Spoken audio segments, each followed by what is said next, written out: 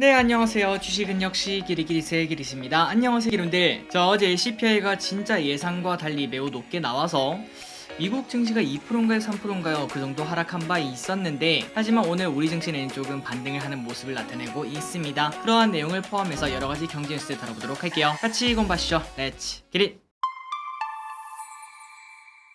첫 번째 소식입니다. 워렌 버핏 또 샀다. 어제 월스트리트 저널에 따르면 버크셔는 이달 들어 옥시덴털 주식 1200만 주를 추가로 매입을 했다고 합니다. 지난번부터 계속 매입하고 있다는 거 아마도 기분들 알고 계실 거라고 생각해요. 그래서 지분율이 18.7%로 증가했고 이제는 관계사로 편입할 수준까지 도달을 하고 있다고 합니다. 그러니까 워렌 버핏은 진심 펀치를 날리고 있다는 거겠죠. 다만 기분들이 왼쪽에 보시다시피 유가가 조금 하락세가 큰데 이런 와중에도 지속적으로 매수를 한다고 하니까 조금은 의아한 건 사실입니다. 그렇다면 결국 워렌 버핏은 지금 이렇게 유가가 위아래로 왔다 갔다 하는 모습을 나타내지만 결국은 고유가 시대가 계속 지속될 거다라고 생각하는 거 아닌가, 이런 생각을 해볼 수 있습니다. 그러니 워렌 버핏은 우리랑 다른 거를 현재 보고 있다는 거겠죠. 어쨌든 여러분들, 워렌 버핏이 옥시덴탈을 또 샀다고 하니까 이 이유에 대해서 한번 공부를 해보시기 바랍니다. 다음입니다. 결국 CPI가 어제 발표된 CPI가 9.1을 기록했습니다. 너무 높은 수치에 한순간 미국 증시가 3%나 급락하기도 했었는데요. 그리고 앞으로는 페드의 기준금리 인상이 75bp는 기정사실이고 100bp도 가능하다, 이러한 의견이 나온다고 합니다. 그러니까 우리의 희망이 살짝 꺾였다고 볼 수 있는데, 그렇다면 도대체 무슨 물가가 이렇게 오르는가 봤더니 이때까지와 똑같네요. 에너지, 식품, 그리고 주거비용, 이 세 가지가 주된 요인으로 자리 잡고 있다고 합니다. 하지만 여러분들, 방금 전에 보셨다시피 유가는 조금 잠잠해지고 있습니다. 그렇기 때문에 이제 CPI 좀 잡히겠구나, 이제 피크아웃 하겠구나, 이런 생각을 충분히 해볼 수 있다고 하는데, 하지만 일각에서는 이러한 이야기가 나온다고 합니다. 유가가 잠잠해지는 만큼 서비스 물가 상승 압력이 존재를 하고 있다고 합니다. 그러니 결국 지금 낙관할 순 없고, 결국 다음 달에도 우리가 어제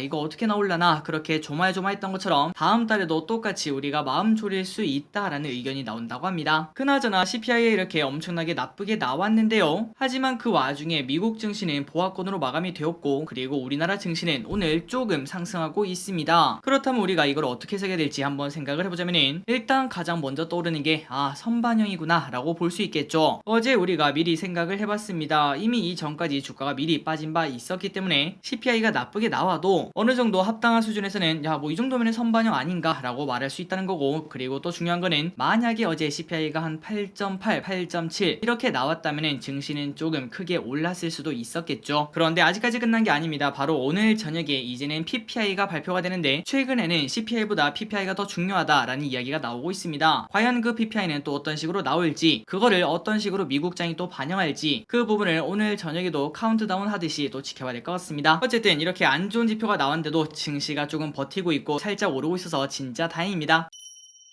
다음입니다. CPI가 결국 높게 나왔다는 의미는 미국 물가가 비상이란 소린데요. 그렇다면 우리가 지금 피해야 될 주식이 뭐가 있는지 보도록 하겠습니다. 결국 인플레가 진정되지 않으면서 금리 상승, 증시 하락, 집값 하락 등을 걱정해야 되는 상황까지 왔다고 합니다. 그래서 지금 같은 경우에 우리가 어떤 주식을 피해야 될지 그거를 물어봤더니 바로 저소득 소비자에게 노출이 높은 기업을 피하라는 의견이 나온다고 합니다. 그러니까 물가가 높아지면 높아질수록 결국 피해보는 거는 저소득 소비자이고, 그 소비자와 관련 도가 높은 그러한 주식을 조금 피해야 되지 않겠나 라고 나온다는 거겠죠. 그래서 미국 주식으로 예를 들면은 월마트, 달러 제너럴, 달러 트리 등 할인 소매 업체가 피해를 볼 수 있다는 의견이 나왔다고 합니다. 그런데 우리가 또 반대로 생각을 해볼 수 있습니다. 물론 저소득 소비자가 할인마트를 가기도 조금 힘든 상황이 벌어질 수 있겠지만, 하지만 사람 중에는 저소득 소비자만 있는 건 아니겠죠. 그보다는 조금 더 잘 버는 사람도 당연히 많다고 볼 수 있는데, 그런 사람들이 다른 데서 소비할 거를 이러한 할인마트를 좀 찾는 계기가 되지 않을까 라고도 생각을 해볼 수 있습니다. 그렇기 때문에 오히려 수혜를 볼 수도 있다, 이러한 시각도 있다고 하는데, 결국 이거는 또 시간이 지나봐야지 누구 말이 옳았는지 알 수 있겠네요. 모든 거는 다 100%가 없다는 걸 한 번 더 확인할 수 있었습니다. 진짜 주식 어렵네요. 그래서 여러분들 한번 생각을 해보시면 좋을 것 같습니다. 우리가 바로 앞에 있는 거 있죠, 이마트의 실적이 좋아질까요, 아니면은 나빠질까요? 다음입니다. 유튜브 vs 틱톡.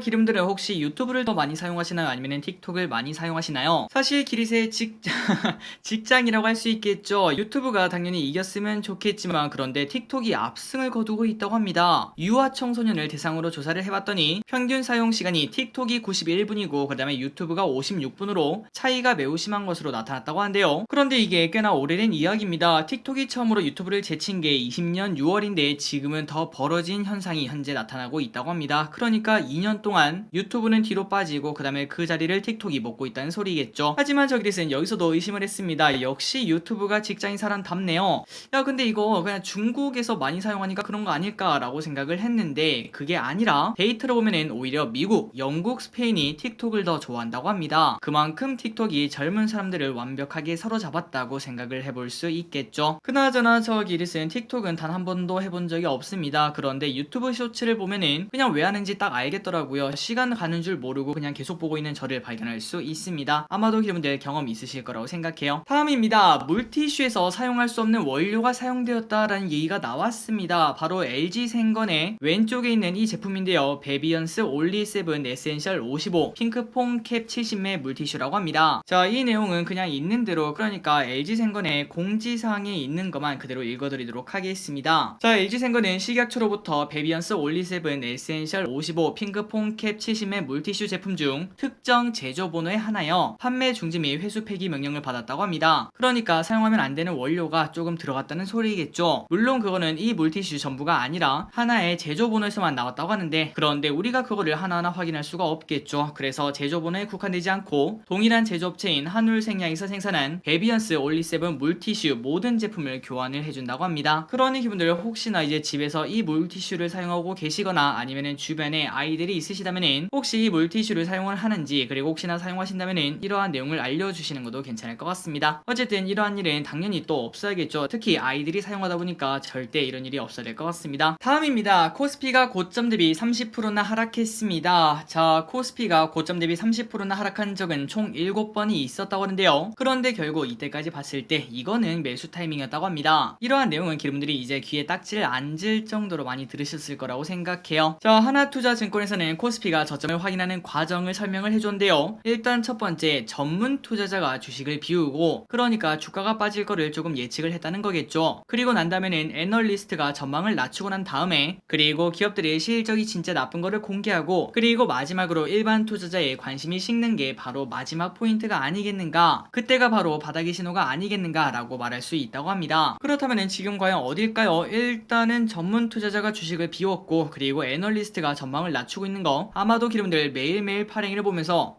야, 요즘 목표가 낮추는 기업들 진짜 많네 라는 걸 확인하셨을 것 같습니다. 그리고 이제 기업들의 실적 쇼크가 하나둘씩 공개가 되고 있죠. 그렇다면 이제 남은 거는 바로 일반 투자자의 관심이 다 없어졌는가 이건 것 같은데 거기에 대해서 하나의 데이터를 봤더니 지금의 대중 관심은 지난해에 4분의 1밖에 되지 않는다고 합니다. 이 정도면 많이 줄었다고 볼 수 있겠죠. 그렇기 때문에 물론 지금 당장 오늘이 저점입니다 이렇게 말할 수는 없겠지만 이 근방이 저점일 거라는 생각은 충분히 해볼 수 있다고 합니다. 그 이유는 바로 일반 투자자의 관심이 많이 줄었기 때문이죠. 아마도 여러분들도 느끼고 계실 거라고 생각합니다. 요즘 뭔가 좀 쑥스럽지만 댓글 수도 많이 줄었고 그 다음에 조회수도 많이 주는 걸 확인할 수 있죠. 당연히 여러분들이 느끼고 계실 거라고 생각합니다. 요즘 들어 장이 안 좋으면 그냥 꼴도 보기 싫은 게 사실이죠. 어쨌든 이런 식으로 관심이 많이 줄어들고 있는 걸 확인할 수 있는데 이게 바로 저점의 신호일 수 있다고 합니다.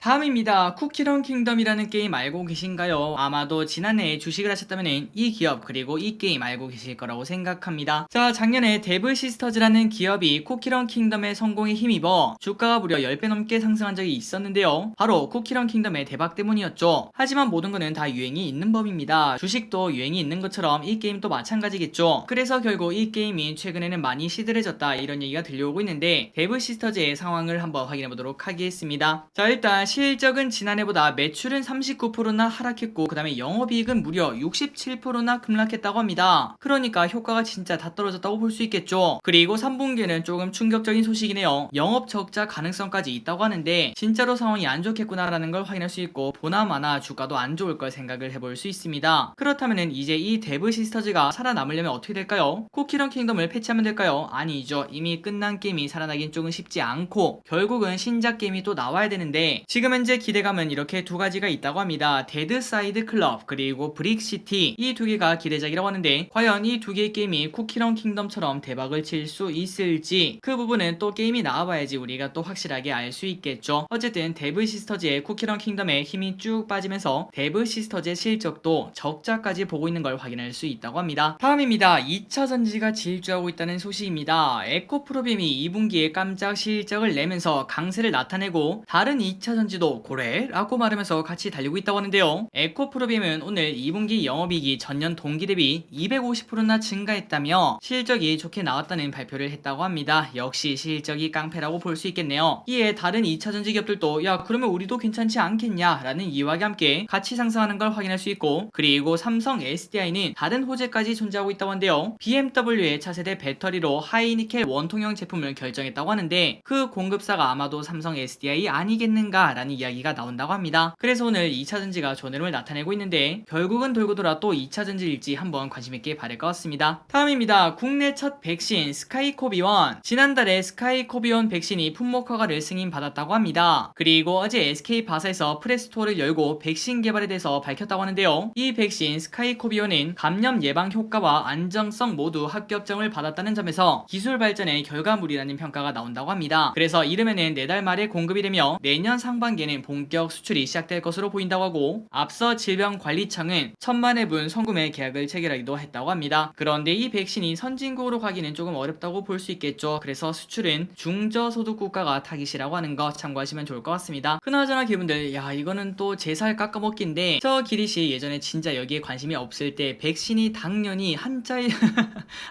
줄 알았거든요. 흰 백에 몸신을 해서 몸을 하얗게 만들어주는 약이구나 이렇게 생각을 했었는데 그게 아니라 백신은 영어였습니다. 아마도 이 중에 한 분 정도는 이렇게 생각하신 분 계실 거라고 생각해요. 다음입니다. 미국 극초음 미사일 성공. 로이터 통신에 따르면 미국에서 극초음 미사일 2발을 발사했는데 성공을 했다고 합니다. 7월 초인가요? 그러니까 2주 전에 실패했다는 소식이 나왔었는데 이번에는 성공을 했다고 하죠. 하지만 사실은 조금 늦은 개발이라고 한데요. 중국과 러시아는 이미 성공한 바 있으며 러시아는 우크라이나한테 직접 쏘면서 테스트까지 완료를 했다고 합니다. 그래서 미국은 중국과 러시아에게 뒤처지지 않기 위해서 극초음 미사일 개발을 서두르고 있던 와중에 성공을 해서 조금 더 의미가 있다고 하며, 참고로 극초음의 뜻은 마하 5 이상을 뜻하며, 그런데 극초음 미사일이 무조건 빠른 미사일은 아니라고 합니다. 그렇다면 탄도 미사일이랑 도대체 뭐가 다른가 봤더니 보통 탄도 미사일은 포물선을 그리면서 슝 날아갔다 떨어지는 거거든요. 그런데 극초음 미사일은 어느 정도 올라오고 난 다음부터는 물수제비처럼 퉁퉁퉁 치면서 날아간다고 합니다. 그러니까 결국 요격이 쉽냐 어렵냐 이 차이라고 볼 수 있고, 탄도 미사일보다 훨씬 더 요격이 어렵다라고 생각을 해볼 수 있겠죠. 다음입니다. 빌 게이츠 26조 원 기부. 와 대단한 돈을 가지고 있군요. 빌 게이츠가 말 그대로 26조 원을 기부할 예정이라고 합니다. 그러면서 더 많은 것을 기부함으로써 현재 직면하고 있는 고통의 일부를 완화하고 모든 사람들에게 건강하고 생산적인 삶을 살아갈 기회를 주고자 하는 재단의 비전을 실현하는 데 도움이 되길 바란다 라고 밝혔다고 합니다. 어쨌든 이러한 기부를 엄청나게 하고 있다는 거는 진짜 대단한 사람이라고 볼 수 있겠죠. 요즘 들어 시간이 없어서 저 길이 또 기은사를 다녀오고 있지 못하는데 다음 달, 그러니까 8월에는 꼭 다녀오도록 하겠습니다. 그때까지 주식도 좀 많이 올랐으면 좋겠네요.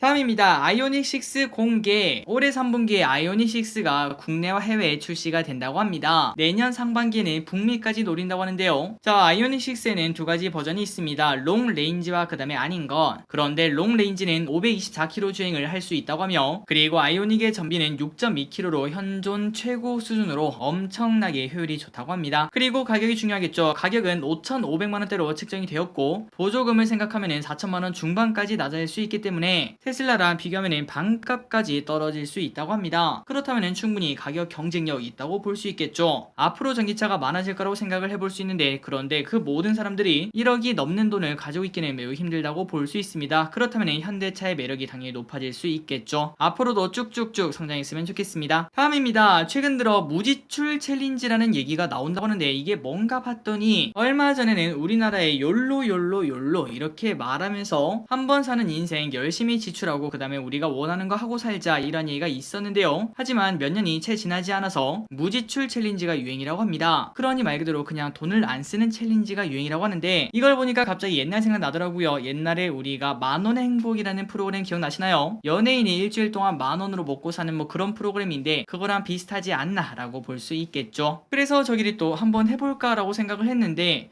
야, 이게 사실 무지출 챌린지가 그냥 집에 있는 거 먹으면 되는 거 아닌가 라는 생각이 들더라고요. 그러면은 어차피 미리 사놓고 그냥 먹는 거랑 똑같은 거 아닌가 라고 볼 수 있겠지만 그래도 상징적인 의미가 있겠죠. 또한 우리가 알다시피 냉장고 그 다음에 냉동실을 열면은 한동안 안 먹고 박아놨던 게 분명 있을 겁니다. 그거를 먹고 사는 챌린지라고 볼 수 있겠네요. 어쨌든 이런 것들이 나온다는 거는 그만큼 지금 먹고 살기가 팍팍해졌다는 걸 생각을 해볼 수 있고 단 2년 만에 이렇게 바뀐 것도 정말 신기하다고 볼 수 있습니다. 진짜로 딱 2년 아니 1년 전만 하더라도 모두가 코인을 하고 주식을 하던 그러한 시절이 있었는데 하지만 이제는 짠테크가 유행이라는 거 확실히 경제라는 거는 정말 어렵고 그리고 순식간에 바뀌기도 하는 거구나 라는 걸 알 수 있습니다. 다음입니다. 햄버거 가격도 올랐다. 이거 무지출 챌린지 해야겠네요. 이런 상황에 물가가 오르는 게 이상한 상황은 아니지만 13일 업계 따르면 롯데리아, KFC, 서브웨이 등 외신 프랜차이즈가 가격을 계속 올리고 있다고 합니다. KFC에서 2017년 4,000원에 판매하던 징거버거는 현재 5,300원으로 32%나 뛰었고요. 커피 업체는 커피빈이 3개월 만에 또 가격 인상을 했다고 합니다. 그래서 아메리카노 한 잔이 결국은 5,000원까지 도달을 했다고 합니다. 다음입니다. 확실히 요즘 들어서 그러한 트렌드가 보이는 것 같습니다. 저기듯이 특정 이슈만 가져오는 게 아니라 정말 골고루 가져오려고 하는데 요즘에는 진짜 어떤 뉴스 그 다음에 어떤 정보를 봐도 인플레에 관련된 내용밖에 없는 것 같습니다. 그만큼 심각하다고 볼 수 있겠죠. 자, 바로 보도록 하겠습니다. 역시 복날에는 삼계탕을 먹어야지 라고 말하는 순간 가격을 보더니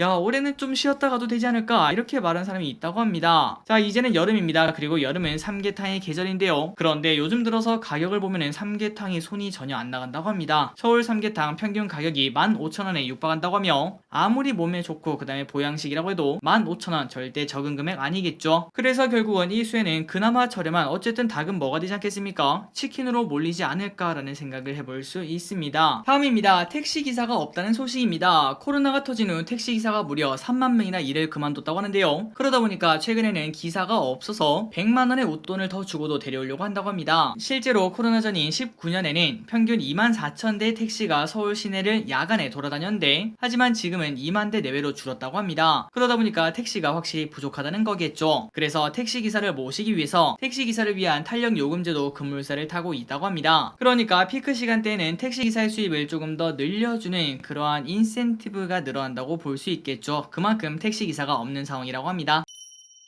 마지막입니다. 오늘의 기업 두 가지 정말 빠르게 보고 끝내보도록 하겠습니다. 첫 번째, 스튜디오 드래곤. 최근 들어 미디어, 콘텐츠주가 좋은 흐름을 나타내고 있습니다. 오징어 게임 수상 가능성, 그리고 이상한 변호사 오영우. 어젠가요 뉴스 기사를 보니까 시청률이 9%가 넘었다고 하더라고요. 진짜 대단합니다. 그래서 이러한 호재가 있는 와중에 스튜디오 드래곤 또 가만히 있을 수 없겠죠. 최근 들어 주가가 슬금슬금 올라가는 거 우리가 확인할 수 있습니다. 이 와중에 NH투자증권은 스튜디오 드래곤의 목표가를 10만원으로 책정했다고 하는데요. 물론 예전보다는 하향 조정하긴 했지만 그래도 투자 의견은 매수를 계속 유지를 했다고 합니다. 자, 2분기 매출은 작년 대비 35% 증가 그리고 영업이익은 94% 증가할 것으로 어닝 서프라이즈를 예상한다고 하며 가면 갈수록 아마존, 쿠팡, 디즈니 플러스의 매출이 늘어나고 있기 때문에 이때까지는 쭉 넷플릭스 한국과 지속적인 계약을 했지만 이제는 계약할 곳이 많아졌기 때문에 협상력 자체가 좋아지고 있다고 합니다. 그 말인즉슨 매출이 훨씬 더 좋아진다는 소리겠죠. 그래서 스튜디오 드래곤의 매출을 보도록 하겠습니다. 성장 그 와중에 올해 퍼는 32배, 27배, 24배로 줄어드는 걸 체크할 수 있네요. 과거 평균 퍼랑 비교하면 지금은 매우 낮다는 것도 확인할 수 있죠. 한번 여러분들 스튜디오 드래곤 그리고 여기에 관련된 콘텐츠 관련 주식 이런 것들을 공부해 보시기 바랍니다. 마지막입니다. 현대해상을 보도록 하겠습니다. 작년 올해 초에 우리가 열심히 투자했던 현대해상이죠. 여전히 좋다는 리포트가 나왔다고 하는데요. 이베스트 투자증권은 목표 주가 4만원을 제시를 했다고 합니다. 자, 현대해상의 2분기 순이익은 1,600억으로 호실적 기조를 이어갈 전망이며 그 이유가 뭔가 봤더니 2분기 자동차 보험 손해율은 77.9%에 그쳐서 작년 대비 0.7% 하락 예상이라고 합니다. 그리고 장기 위험 손해율 역시 백내장 수술비 감소 효과로 전년 동기 대비 3%나 하락할 것으로 보여 손해율 하락폭이 타사 대비 크게 나타날 전망이라고 합니다. 자, 참고로 손해율이 낮으면 낮을수록 보험금 지급을 많이 안 했다는 의미가 되고 그 말인즉슨 영업이익률이 훨씬 좋아진다는 소리겠죠. 그리고 반대로 손해율이 높아진다는 소리는 영업이익률이 확실히 나빠질 거라고 생각을 해볼 수 있습니다. 게다가 최근 들어 코로나가 조금 증가하고 있죠. 그렇기 때문에 반사적 수혜가 또 나타날 수 있다는 그런 의견이 나온다고 합니다. 그 이유가 뭘까요? 맞습니다. 코로나가 많아지면 많아질수록 10명 중에 1명 정도는